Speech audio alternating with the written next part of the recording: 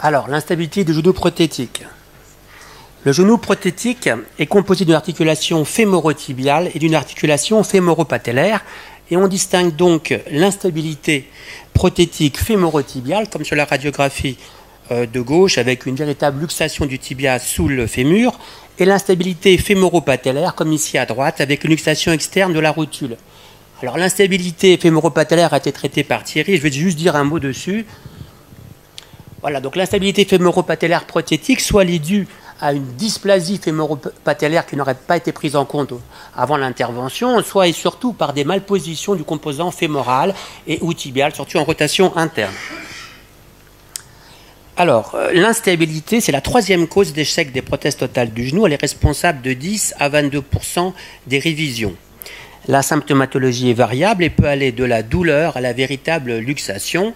Le bilan doit permettre de préciser l'origine de l'instabilité, soit osseuse, soit ligamentaire, soit osseuse et ligamentaire.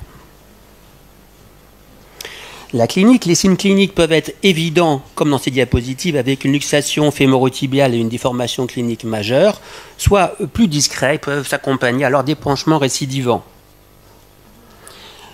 Le bilan radiographique comporte dans le plan frontal une goniométrie et des clichés dynamiques en varus et en valgus, comme sur le cliché droite avec ici une laxité en valgus. Et dans le plan sagittal, on pourra retrouver comme ici une laxité postérieure.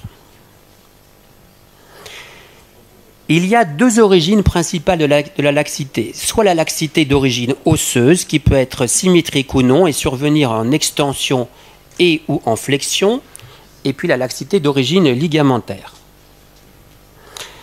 Dans les laxités symétriques en extension, l'espace en extension, c'est-à-dire l'espace entre la pièce fémorale et tibiale, est anormalement élevé et va donc entraîner une instabilité en extension.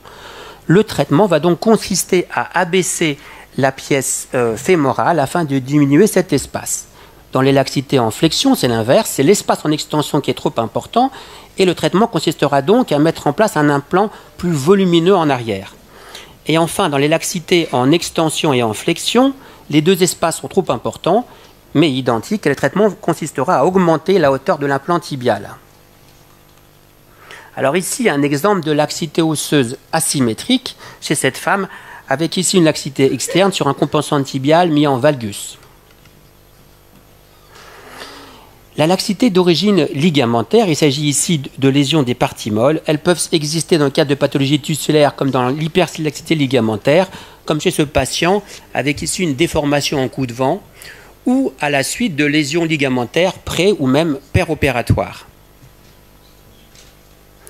Ici, un exemple de laxité ligamentaire avec une prothèse correctement posée et la persistance d'une laxité interne, comme visible sur la radiographie. Très rarement, la laxité ligamentaire nécessite d'une ligamentoplastie comme sur ces diapositives. En fait, le plus souvent, le traitement est chirurgical avec changement de prothèse. Donc l'indication est chirurgicale et quasi systématique. Le choix de la prothèse se fera en fonction du type de laxité. Soit il s'agit d'une laxité osseuse et on corrigera l'anomalie osseuse et on mettra en place une prothèse non ou semi-contrainte. Soit il s'agit d'une laxité ligamentaire avec mise en place alors d'une prothèse contrainte à charnière. Juste un mot sur le type de prothèse.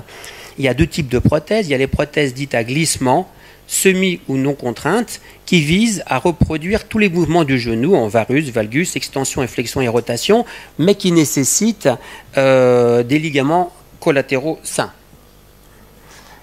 Et les prothèses dites à charnière, contraintes, qui réunissent le fémur et le tibia par un axe et qui autorisent uniquement les mouvements de flexion-extension et de rotation. Deux exemples. Ici, une femme de 50 ans qui présente une instabilité en flexion avec un tiroir postérieur sous guichet de profil.